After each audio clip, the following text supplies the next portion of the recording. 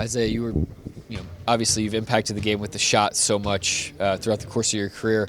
Last night in particular, it just seemed like your verticality was critical from blowing up a 2-on-1 fast break to offensive rebound, defensive rebound. Um, how critical is that aspect of your game of just being able to get up and go get the ball? Well, I'm glad you spoke on my verticality. You don't get to see it too often, but just trying to do whatever it takes to win a game, get an extra rebound, get an extra deflection. It's not rocket science. You see a team have an advantage over us, try to turn that into a disadvantage for them. That's about it.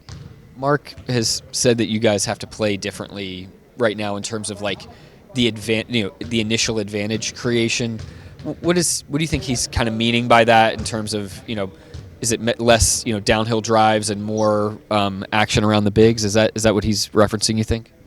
Yeah, we've had a funky, recent past here where guys are in and out playing with different rotations, different lineups.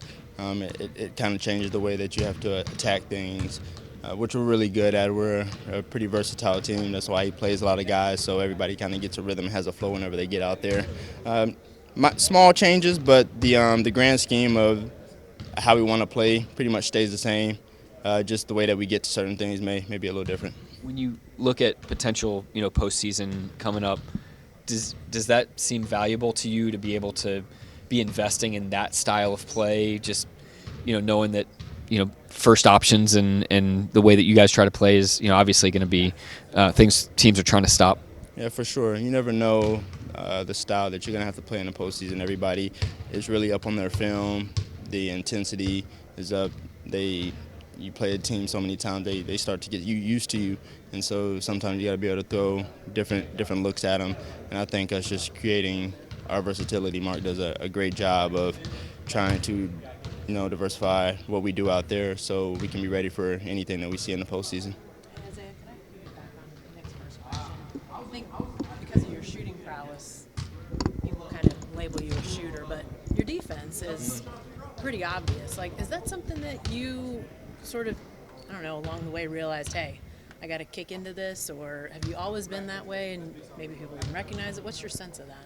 I mean, from a young age, I've always took pride in it, being, undersized out there. You don't want to be the weak link, and with this team that we have tremendous defenders, and we can almost live and die on our defense every single game. And so whenever I'm out there, I just try to stay physical, which I've always been, try to make the right rotations, take charges, just try to find ways to win on the defensive end as I try to do on the offensive end. Where do you think you've improved most defensively over the years?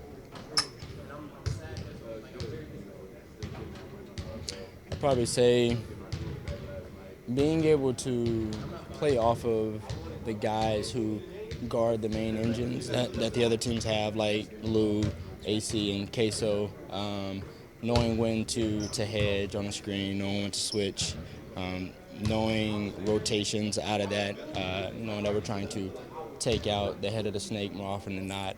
I feel like my IQ on defense has always been fairly good, but that's something that's continually getting better. Is that something you have to be in the moment and learn playing with those guys, or is it a film study thing? How do you sort of hone that? A little bit of both, but it mostly happens on the court. There's no reps better than game reps, and so you kind of get a better flow being out there with the guys throughout the courses of seasons. Buddy's another talented shooter like yourself. Just what do you kind of think about his game, and just what's it kind of been like being around him a little bit more these past? Buddy? Yeah, Buddy. He's a great guy, a great shooter. We always have our competitions every day. You can see it whenever he touches the floor with the minimal minutes that he gets, that he's always ready to knock a shot down. He comes in the game, whether that's in the first quarter or fourth quarter, with the same intensity, with the same mindset, and being able to do that and knock down shots at a consistent level it speaks highly of him and the work that he puts in. How do those competitions go? You could probably guess.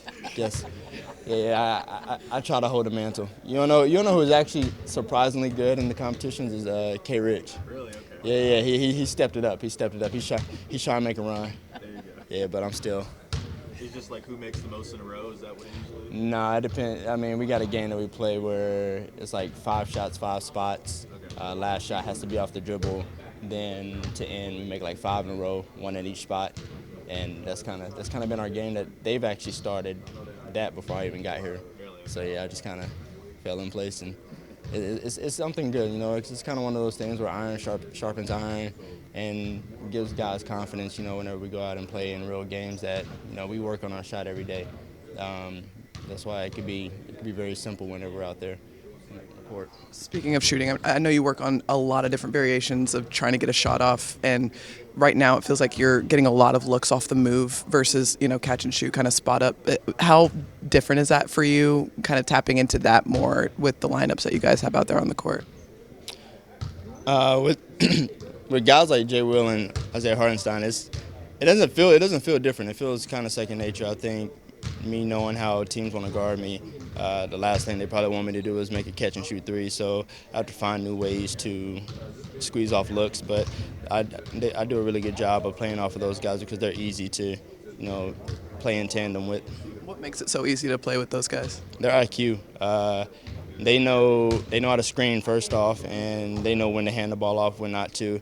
They know when I'm about to back cut and when I'm not. I think it helps us keep the team on their toes, the defensive team on their toes, and so I just try to find new ways, and they do a really good job of figuring out my game as I figure out theirs. Isaiah, James Harden started his career here. Obviously, you guys are going against him tomorrow. Mm-hmm. You living as close as you did growing up. Were you watching him when he was a Thunder? Do you have any memories of him early days? You might hate to hear this, but I wasn't like the biggest. I didn't watch NBA like that. I watched Kobe a lot, but obviously I know what he's done here and the player that he's turned out to be. He's gonna be ready to play, and we're gonna be ready to play. What's the biggest challenge when he's on the floor? I mean, obviously this is a new team, so I'm sure maybe the challenge may be different. But what have you sensed just playing against him over the years? I mean, he could be an offensive powerhouse. He's very smart. He gets guys shots. He gets his own shots. We got to be able to guard him with all 5 and, not let him be comfortable. Mark, we've seen a lot of matchups like this where there's two really high-level playmakers at the point of attack that are in the backcourt. The philosophy that you guys have had to just layer in so many point-of-attack defenders, how critical is that in a matchup like this with Cleveland? I mean, it's still a handful, and it still takes 5 guys against those 2 guys. We know them well. We're familiar with them and what they're capable of, and they're playing great basketball right now. They're playing as well as anybody in the league. The Harden trade's gone very well for them, obviously, so far. They've integrated him very well. They're playing at a very high level. So, it helps having our guys because of the effort they put forth in execution, and they make those guys' jobs hard. But it's still a really tall task against this team. What are the challenges of integrating 2 guys like Topic and McCain? I know Topic has been in the program for a couple of years, but McCain hasn't, and they're kind of integrating at the same time. Well, we've got guys out, and that's not ideal from a macro sense. But if you're looking at integrating those 2 guys in a vacuum, it does give you windows of opportunity. I mean, that's just the reality of having guys out, and it's allowed us to get those guys on the court in roles that they can play, but that would be difficult to get them if we had everybody. So we're trying to make the most of the circumstances, and that's one of the things we're trying to take advantage of right now. So that's the first thing. And then in terms of integrating guys, the lesson I think we've learned is there's a lot to do, a lot of ground to cover, but the more you try to accelerate that process or try to skip steps, you end up taking 1 step forward, but you take 2 steps backwards, and you're better off taking 1 step backward to take 2 forward later. And so we don't rush anything. We don't force anything. We try to let things happen organically. Initially, just make it about competing inside the team, learning the basic, foundational things, and then going from there. It's kind of feel like your early days here where you're integrating a young guy because you kind of have the same guys for a few years. I know you added AC and iHeart, but those seem to be easier because of those were kind of plug and play guys, where these guys are a little bit more ball dominant. Yeah, I mean we've got experience obviously with a lot of different players over a long period of time, and we've tried to get good at that. You know, it's not going to be the last time we have a new player, and so we've tried to get good at the process of bringing a new guy on, figuring out where to start, how to onboard them, and then go from there. I like to think we're better at it now than we were back then, but we're not perfect either.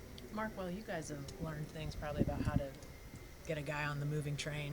Do you feel like as you guys have done that successfully, like the guys see it work and think, oh, okay, this will all, if I just follow it, it'll work out? Yeah, I think that's part of the power of it is the other players on the team kind of know the deal. Yeah. You know, they know that we're aggressive when it comes to integrating new players or getting different guys on the court, giving guys opportunities. Everybody's benefited from that at different times, and so they're accepting of it when it happens for somebody else. We have a positive expectancy. You know, I think the players have they kind of expect that if we're putting a guy in the game, it's because we believe they can impact the game, and I think that helps the new person. And then the new guys or the guys that are, you know, jumping on the train, so to speak, yeah, they've seen other guys have success, you know, and I think that helps too. So we try to create a general wind at the back of everybody, but of new players included, and that's all part of it. Had you ever had any interaction with Jim Boeheim before, you know, in your college days or anything like that prior to, you know, I saw he was there last night, obviously for Buddy. No, I went to UConn, so I was trained. I was trained at a young age to hate Syracuse, and I've made that clear to Buddy. Buddy knows where I stand on that whole thing. So, but you know, great respect to Coach Boeheim. He's a giant of the game of basketball. It seems like Sorber's been able to do a little bit more here recently. What do you just kind of hope to see in his recovery the rest of this season? I mean, those recoveries are like stages, you know, and you don't go from surgery and being in a bed to like playing basketball games. You know, you phase through that. ACL injuries are tough, and they take a lot of time, but they're also very predictable. You know, it's a very predictable recovery. A lot of people have gone through it, and a lot of people go through it and are, you know, better than they've ever been after they're fully recovered. And so he's going through those paces right now. Like I said last night when we were talking about Topic, I mean, Sorber's done a great job. I've been very impressed with him. He's a young guy. He's a young professional. He's on this team there's a lot of continuity. It's established guys that are, you know, established professionals, and he just does his job. He shows up every day and does what he's supposed to do. He's got a great attitude. He's working incredibly hard, and he's doing exactly what he should be doing. So he should be very proud. He'll eventually get himself to the court, but it takes time. From your point of view, do you feel like that continuity and the established guys here helps those guys? I mean, you have plenty of experience with, Chet, Topic, and now Sorber being out for extended period of time. Yeah, not just the injuries, but I think, you know, when a new player comes in or a young player comes in, it would be tough if it's like, hey, you know, look at how this guy's doing it, but don't look at how that guy's doing it. We don't have any of those guys, you know, and by those guys I mean Nick. Yes. You know, but He's know, one of one. you can come in here and know pretty reliably wherever you look, whatever basket you're watching, or whether you're watching a guy in the weight room, you're watching somebody that has a high degree of professionalism and that is a committed professional, that's a driven professional, that's ambitious but also team-oriented. That's one of the great things we have going right now, is not just the fact that we have a good team and good players, but that we've got great professionals and great people. I know Nikola was like a little late on the play, and so the outcome wasn't what you wanted, but what'd you make of him kind of going up for a moment of truth play there at the rim against Porter and, you know, sticking his nose right in there right away? Yeah, we don't want to hurt anybody. We don't want to take flagrant ones, but it beats jumping out of the way, you know, so. What do you think about, obviously Isaiah Joe's been shooting balls especially really well lately, but how much did kind of his hustle plays sort of jump off the film when looking back at yesterday's game? Yeah, I mean, he rebounded the ball well. He chased down loose balls. I've said it every time for years now that people have asked me about his shooting, I always pivot to his floor game, because there's way more to that guy's game than just his shooting. It's obviously his elite skill, It's the reason he's in the NBA. It's the reason he goes in the game. But he gets a lot done out there. He's a great mover, great cutter, great spacer, great runner. And then defensively, he's a lighter body, but great execution, great physicality, takes a lot of charges, took a lot of charges in the past. He's taking more charges this year than he did last year. So, I mean, he's a big-time, well-rounded player, and he's having a career year from an efficiency standpoint on top of it.